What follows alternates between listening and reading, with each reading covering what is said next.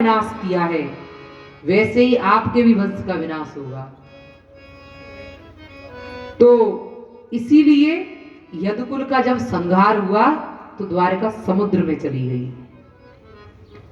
यही कारण है कि द्वारका समुद्र में है। अच्छा, द्वारकाधीश का दर्शन किस किसने किया है? अच्छा, कहाँ? गुजरात में जाके हैं भैया? क्या कह रही हैं? अच्छा, द्वारकाधीश का दर्शन करते हुए आपने देखा होगा कि जो द्वारकाधीश के नेत्र हैं वो बने हुए नहीं है, नेत्र है ही नहीं है, समझो बिल्कुल। ऐसा क्यों है कि द्वारकाधीश भगवान के नेत्र नहीं है? इसके पीछे कारण ये है कि ये जो द्वारकाधीश भगवान की प्रतिमा थी ये सावित्री भाव नाम के कुएं में से निकली थी। भगवान ने किसी पुजारी को स्वप्न दिया, ये जो प्रतिमा थी द्वारकाधीश भगवान की, ये भी आक्रमणकारियों के डर की वजह से कुएं में छिपा दी गई थी।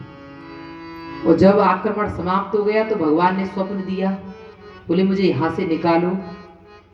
और आप जानते हैं कि यदि किसी से भगवान सपने में आके ये कहते हैं कि मैं ऐसे ऐसे यहाँ चेतक विहार कॉलोनी में रह रहा हूँ, जल्दी ले जाओ, तो आप इतनी जल्दी भागेंगे कि पहले भगवान को निकालने के लिए आएंगे। अब तो पुजारी जी से रहा ना गया, बड़ी जल्दी जल्दी आए और जल्दी जल्दी में जैसे जैसे आए तो प्रतिमा की जो आंखें थी वो बनी नहीं, वो रह गई। भगवान ने एक समय दिया था कि मेरी प्रतिमा को इतने समय के बाद निकालना, लेकिन पुजारी जी ने पहले ही प्रतिमा को निकाल लिया तो भगवान की आंख नहीं भर पाई अच्छे से। इसीलिए द्वारकाधीश भगवान के नेत्र ऐसे हैं। ये भगवान के जो विग्रह हैं, इस प्रत्येक विग्रह के पीछे एक न एक लीला छिपी हुई है। वृंदावन में भी आप जाएंगे, देखिए भगवान कोई भी कार्य ऐसे नहीं करते। भगवान के प्रत्येक कार्य के पीछे कोई ना कोई कारण होता है और कोई ना कोई लीला होती है, तब ही भगवान कुछ करते हैं, नहीं वैसे भगवान कुछ भी नहीं करते। तो आगे आप सब जानते हैं कि भागवत में सुदामा जी की कथा आती है और सुदामा जी जो है ये भगवान के परम भक्त हैं। शायद मैं मानती हूं कि सुदामा जैसा भक्त भगवान का कोई हुआ हो। भक्ति हो तो सुदामा जैसी, मित्रता हो तो सुदामा जैसी। सुदामा जी से हमें भक्ति की शिक्षा भी मिलती है और मित्रता की शिक्षा भी मिलती है। सुखदेव जी आज राजा परीक्षित से कहते हैं, जब सुखदेव जी का हृदय भगवान श्री कृष्ण में एकदम तल्लीन हो गया, कृष्णस्यासीत सखा कश्चित् ब्राह्मणो ब्रह्म वित्तम विरक्त इंद्रियार्थेषु प्रशांतात्मा जितेंद्रिय। सुदामा नाम के ब्राह्मण जो कृष्ण के सखा हैं, ब्रह्म ज्ञानी हैं, जितेंद्रिय हैं, प्रशांत आत्मा हैं। इंद्रियों को जीतना बहुत आवश्यक है, इंद्रियों को वश में करना। सुदामा जी के आप गुण देखिए, प्रशांत आत्मा। सुदामा जी का शांत स्वभाव है, घर में खाने को रोटी नहीं है लेकिन उसके बाद भी जीवन में शांति है और एकदम विरक्त है। सुदामा जी महाराज विरक्तता में कोई कमी नहीं है, एकदम विरक्त है।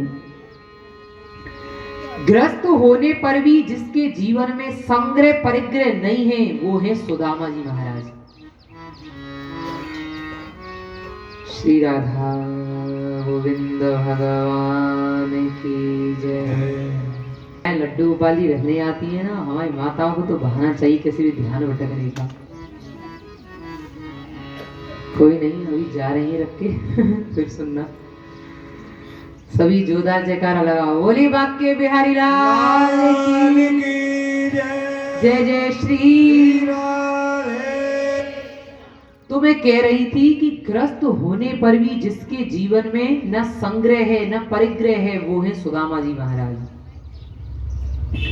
घर में भयंकर गरीबी है, अगर एक समय का भोजन मिल जाए तो बहुत बड़ी बात है।